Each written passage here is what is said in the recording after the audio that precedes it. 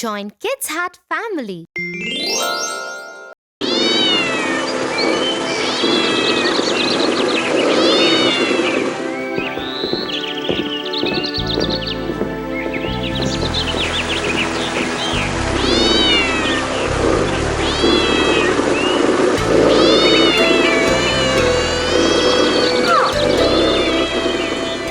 Lucky cat!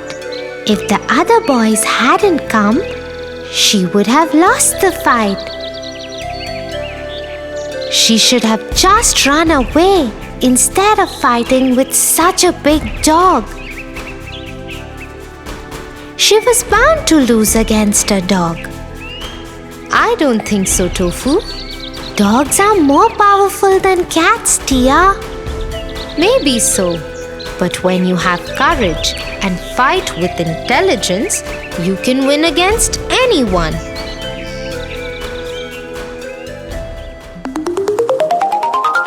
The Jungle Book. Once in the heart of a thick jungle lived a little boy called Mowgli.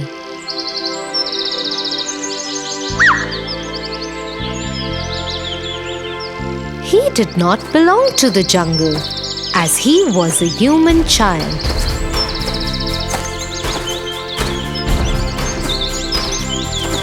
Yet, he grew up with a family of wolves. His mother, Raksha, cared for him as she cared for her other pups. Careful, Mowgli, or you'll fall off the ridge. No, Ma, I won't. See you later. And so Mowgli took off into the jungle to find his friend and teacher Bagheera. When Mowgli had been a small baby, no more than a year old, he had been found and saved from the forest fire by Bagheera. Of course, nobody knew who Mowgli was, but they always believed he came from the man village at the outskirts of the jungle.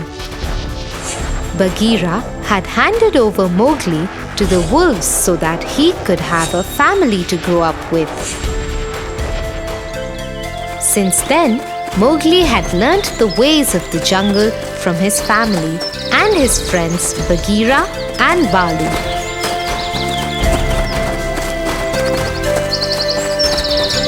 He ran like them, hunted like them, climbed trees like them, and also spoke like them. Hello, Bagheera. What are you going to teach me today? I won't be teaching you today. Today Balu has something planned for you. Let's go fishing in the river. Hello, Balu. Let me get a stick to make a spear for fishing. You don't need a spear to fish. But it makes it easier. You can't do it like that, Mowgli. That is not our way. Then how is it that I know how to make a spear, Balu?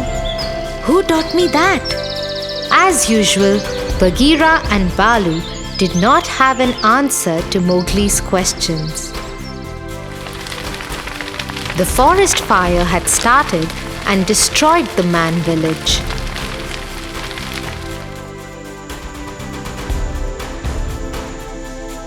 And nobody lived there for a long time. Bagheera had tried many times to find someone to return the child to. But no one was there.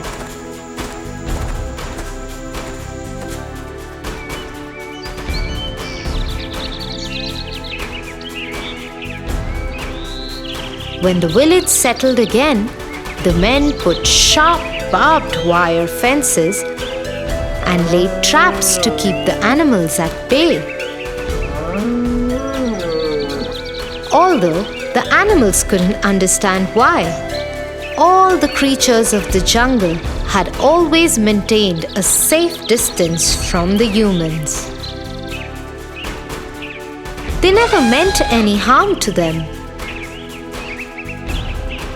In any case, the fences and traps made it impossible for Bagheera to return the child back to the human world.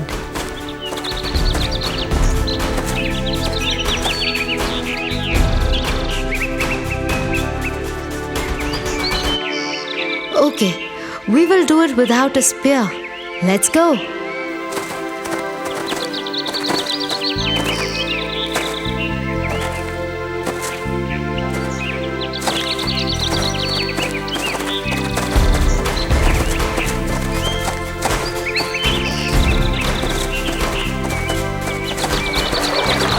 The trio set off to the river bank, where Balu showed Mowgli how to catch fish without a spear.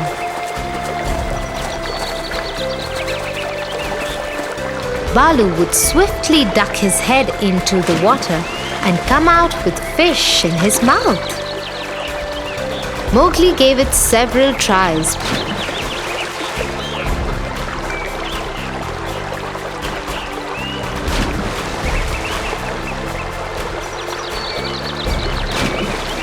Before he was successful.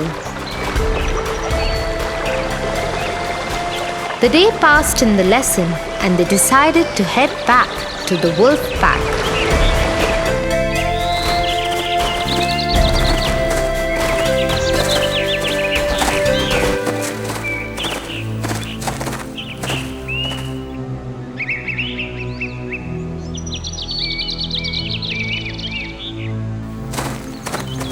They had almost reached home when Bagheera alerted the other two. There was someone in the bushes ahead in the far right. Soon the others could see a pair of fierce eyes with a scar that ran across the left one, emerging from the bushes. Then the whole figure stepped ahead. Run, Mowgli, run! Immediately, Balu and Mowgli took off towards home, leaving Bagheera to fight the large, villainous tiger, Sher Khan.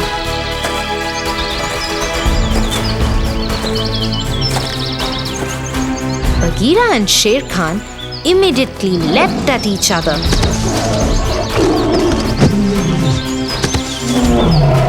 Sher Khan hadn't expected Bagheera to be so strong and was taken by surprise when he managed to throw Sher Khan against a large tree. The elders of Wolfpack soon joined them. Sher Khan knew he was injured and outnumbered. You might have saved him today, but the human belongs to me. I will come back for him. Sher Khan, what are you doing here? This is not your territory. No territory can keep me out. And the next time I come, I will not spare anyone who stands in my way.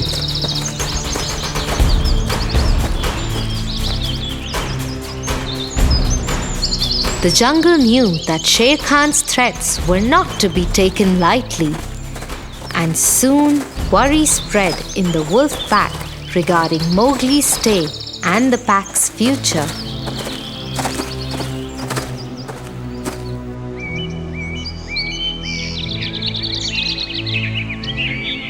I can defend myself. I will not let any harm come to my family and friends. I know a way to put an end to this. Mowgli gathered Bagheera and Balu. I know how I came to the jungle. I have seen Sher Khan's eyes only one time before in my life. He attacked our village when I was small. To scare him, the elders used to fire. But he took me and escaped, and the whole village caught fire. When my father followed him to save me, he killed my father. That is why the villagers have put traps and fences now. Yes, but now we will stop Sher Khan forever. We know where he sleeps in the day, at the foot of the small mountain on the other side of the river. The bulls feed on the grassy slopes of that mountain. If we can scare them to run down the mountain, Sher Khan won't stand a chance. That is a good plan, Mowgli. The trio assured the others that they had found a way out of their troubles, and by tomorrow night, all will be fine.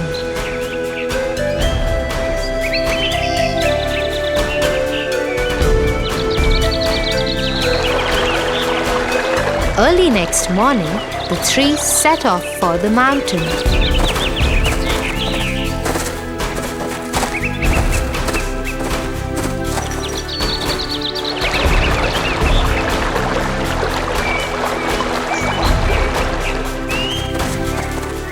They went around it and climbed it from the other side so that no one could see them coming.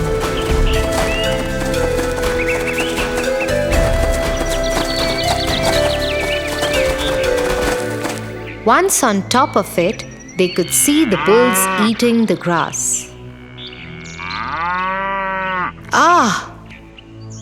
The three leapt at the quiet bulls and rushed towards them, screaming so loudly that the bulls got scared and started running down the hill to escape from them. The plan was working. The whole mountainside shook and rumbled under the stamping of the bulls. This woke up Sher Khan. He saw the bulls rushing towards him. There were scores of them. Scared, he started running away from them. He is trying to get away. I won't let him.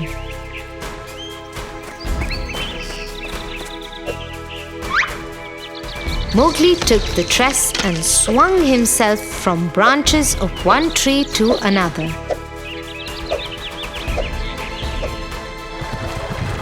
On the other side, Sher Khan couldn't keep ahead of the bulls.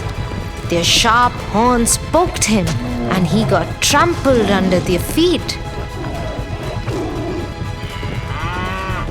One would have died, but Sher Khan wasn't an ordinary tiger.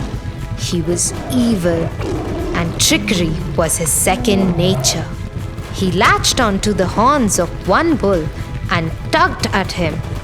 Agitated, the bull threw him aside and over the side of the plateau.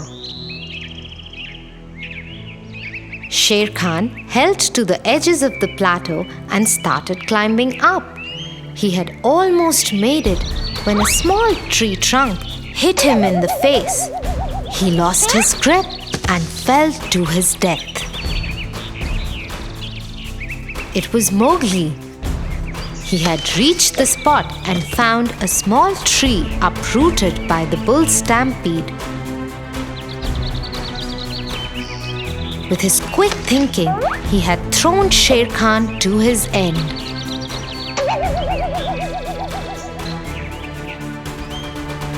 He had saved himself and protected the entire jungle from the tyranny of this villain. Bagheera, Balu, and Mowgli returned to the wolf pack, where everyone rejoiced on hearing what had happened. So you see, Tofu, to win, you don't always have to be the strongest. If you have courage and think intelligently, you can win against anyone. Yes, Tia, now I understand what you meant. Shall we go down and play with our friends now? Yes.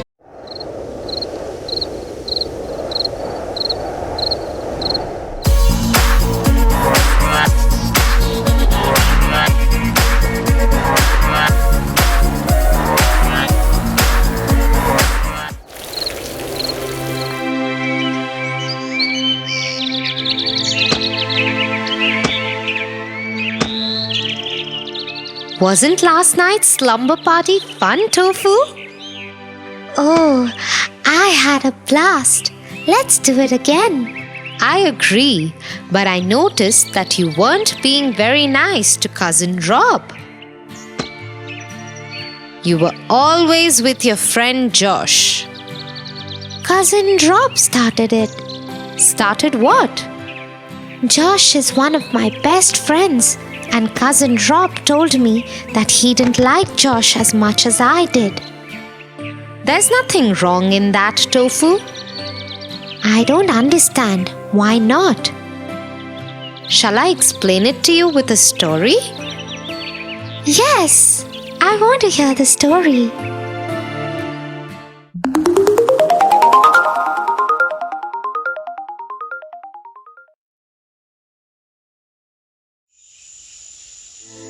A very long time ago, there lived a mighty lion in a jungle.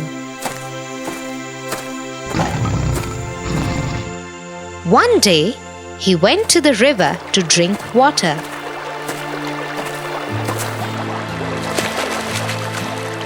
But his leg got stuck in the thick, slushy mud of the riverbank. No matter how much he tried, his leg wouldn't come out. He called out for help. But alas, there was none.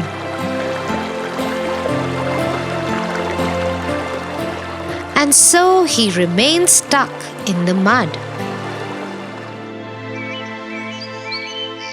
After a few days, a kind jackal came to the same spot of the river to drink water. He saw the lion stuck in the mud. Your Majesty, are you all right? No, Jackal. I am stuck in the mud. I cannot move. I have been here for days now.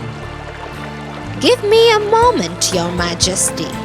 Let me see what I can do. The jackal quickly crossed over to the riverside where the lion was stuck. With his paws, he dug out the mud where the lion's leg was caught. I think your leg should be free now. Please try and come out. The lion tried to move, but he couldn't. His leg had become stiff after being in the same position for so many days. Seeing this, the jackal made more efforts to free the lion. He pushed him and pulled him till he finally came out of the mud. The lion was very happy to be able to move freely after so many days. Thank you, kind Jackal. You have saved me. You are welcome, Your Majesty. Now I must get back home. Where will you go? Why don't you come and stay with me? You've saved me, and now you are my friend for life. The jackal accepted the lion's offer and both grew their own families. But they continued to live together and hunt together. Their children would even play together. But the lioness did not like the friendship between the jackal and the lion.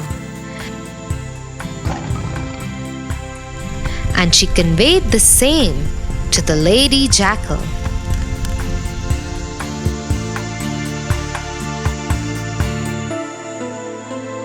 The lioness told me that the lion does not want us to live here with him and his family. Hearing this, the jackal was very upset and went to see the lion.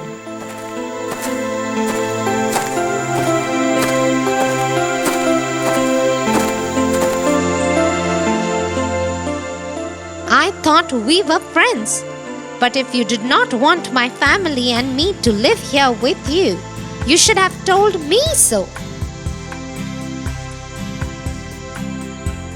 Instead, you conveyed your message to me through the lioness and the lady jackal? My friend, I don't know what you are talking about. We are leaving. No, my friend, don't leave me and go. I have not done anything of that sort. I want you to stay with me. The jackal understood what had happened. I am sorry, friend. I understand your sincerity and love towards me. I think I judged you too quickly. It is not you who wants me gone, but the lioness. I shouldn't live here any longer. No, you don't have to go. I will speak to the lioness. No, don't worry about it. My family and I will live in another home. But you and I will still remain friends. It is best for both families. Though the lion was very sad, he agreed. And so the jackal made another home for himself and his family. But his friendship with the lion remained. They met every day, went on hunts together, and shared lives good and bad till the end of their lives. The lioness didn't like the jackal, even though the lion and he were best friends. And she knew that the jackal had saved the lion once upon a time. Yeah, that's why I'm telling you, Tofu. Sometimes you may like someone very much, but your family may not feel the same way about them. Oh, I get it now. Let's call Cousin Rob and others for one more slumber party. I promise I will behave better this time.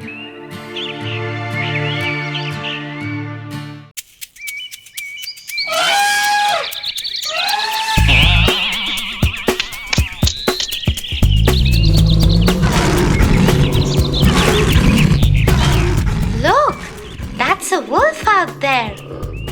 He looks so big and cunning. Yeah, Tofu. Wolves are known to be clever and cunning. My childhood memories with wolves are quite interesting, especially the story of the wolf and the 7 little goats. The wolf and the 7 little goats? Wow! I haven't heard that one. Tell me the story, Tia. The Wolf and the 7 Little Goats. Once upon a time, there lived a mama goat and her 7 little kids. Theirs was a happy little home. All the 7 little kids used to play in the meadows, into the wild with the butterflies and birds singing along. Their days used to go in complete harmony and bliss. Until one day, a big black wolf noticed these little kids playing in the meadow. Ha ha ha! Such an easy treat they are for me. I haven't eaten since ages. I'm sure these would make delicious lamb chops for my dinner tonight. He waited for the moment when the mother goat would leave her kids alone, patiently hiding in the bushes. Children, I'm going to the market to buy bread and cookies for you. I'll be back by evening. Just make sure you remain conscious of this big bad wolf. But Mommy, how would we know if it's not you? The wretched wolf can easily be recognized with his hoarse voice and black feet. "Don't open the door, or else you little ones would get into danger." Don't worry, Mummy. We would take care of ourselves. The mother goat went off to the market and the kids made doubly sure with the locks on the door. After making sure that they are safe in their little home, off they went to play when suddenly there was a knock on the door. "Hello, my children. Open the door. Your mother is back." Hearing the voice, the youngest one scampered to the door. Mummy, she's back. In no time, the eldest one ran to catch his little sibling. No, it's not our Mummy. She hasn't got such a rough voice. And then, looking at the door, the eldest kid shouted back saying, Go away, you big bad wolf. Our mother doesn't have such a hoarse voice. Hearing this, the wolf got annoyed and ran to get a box of chalk, as he had heard that this would make his voice as soft as that of a baby. But kids, you shouldn't do this at any cost, as this would only make your tummy ache badly. So off he went and gulped off the whole box of chalk. Knocking on the door again, he said, "Hello, kids. Your mother is back. Look what I have got for you. Cookies, breads, and ginger ale." Oh, that sounds like our mother. Should we open the door now? But look down there. Our mother has not got black feet. This is surely the wolf. Go away, you big bad wolf. Our mother has not got black feet, but beautiful white feet. Hearing this, the wolf ran to the miller and jumped into the mountain of white dough. He was all white from head to toe.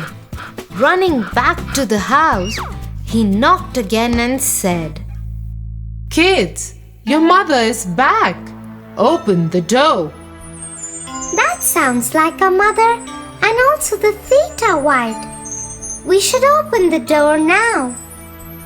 Not knowing what danger awaits them, all the kids ran to the door and opened it. But just to see who was standing there, the big bad wolf gave a loud laugh and brushed off his white powder.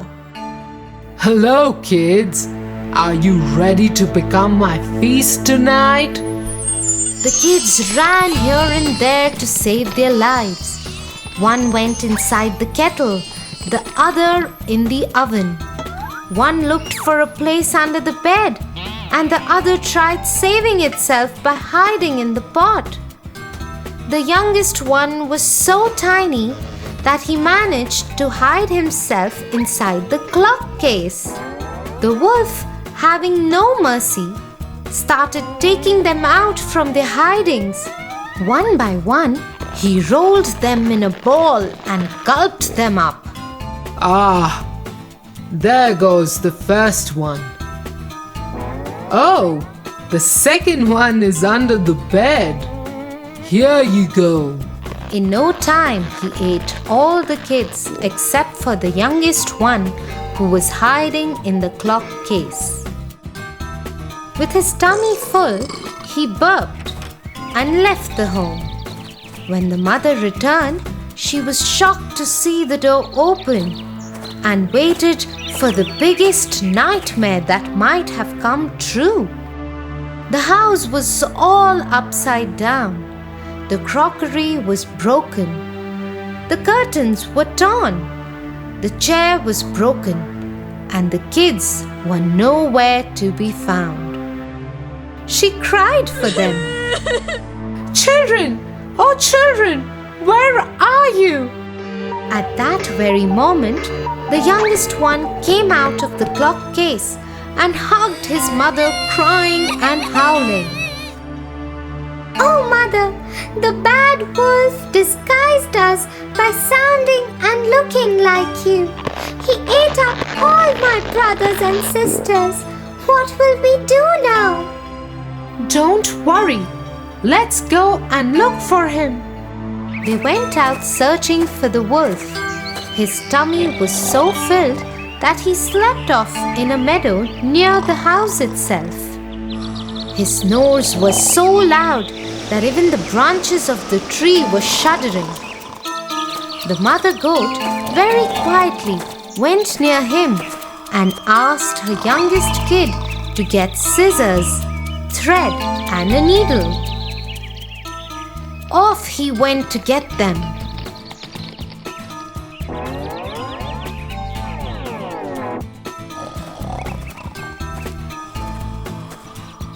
The mother goat very quietly slit open his tummy and took out all her kids from his tummy. They then filled up his tummy with stones as big as balls, and then she stitched the tummy with the thread and the needle. The wolf had such a huge feast after so long, and he slept all night. In the morning when he got up, he was so thirsty that he tried running to the well. But his belly was so heavy that he could hardly walk. He picked up his belly and managed to reach the well. But the moment he bent down to drink water, he couldn't handle the weight and fell in the well. The kids were looking at all of this from their window and shouted happily, Mommy, Mommy, the wolf has died. Now we can play freely outside without any fear. And they lived happily ever after. Now that was one cunning wolf. But Tofu, if you be bad to others, bad happens to you too. Always remember that. Yeah, Tia.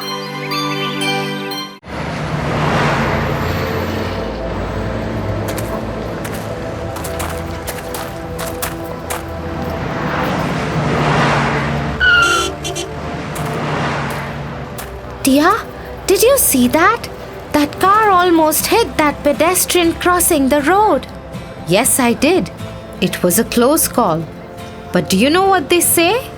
An ounce of prevention is worth a pound of cure.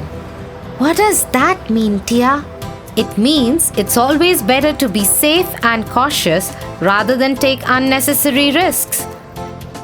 Accidents can happen in the blink of an eye, and it's important to always be aware of our surroundings and make smart choices. Oh, I see. That makes sense. Yes, it does. Would you like to hear a story, Tofu? Sure, I'd love to.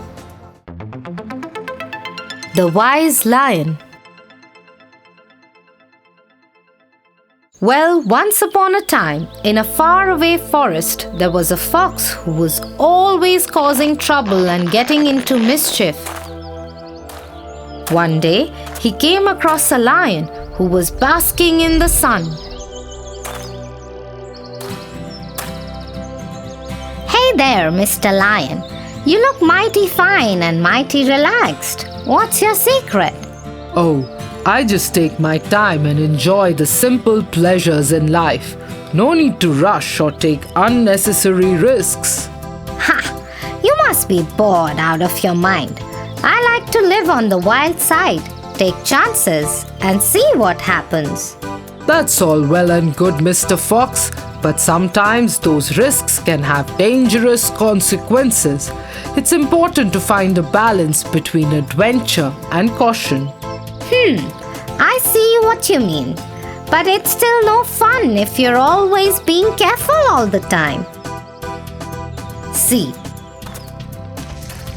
I can swing the branch of the tree. Whee! Can you? Ha! Good for you, Mr. Fox. It's important to have fun and let loose occasionally, but it's also important to know when to draw the line and be responsible. What if you fell off the branch and landed on me? I could have eaten you alive. That's the point. Thanks for the lesson, Mr. Lion.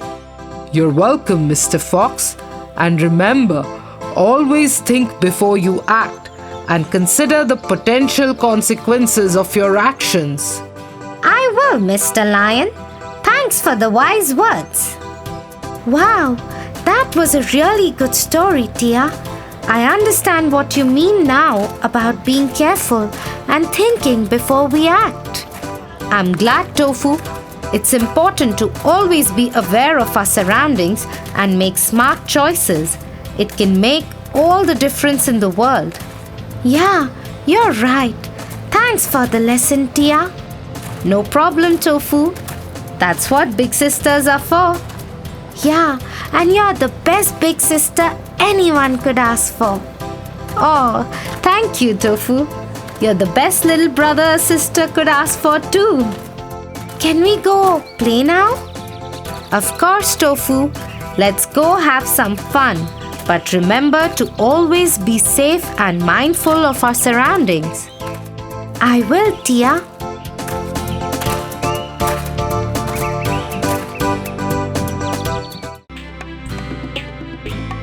For your favorite rhymes, stories, and more, join Kids Hut family. Subscribe here.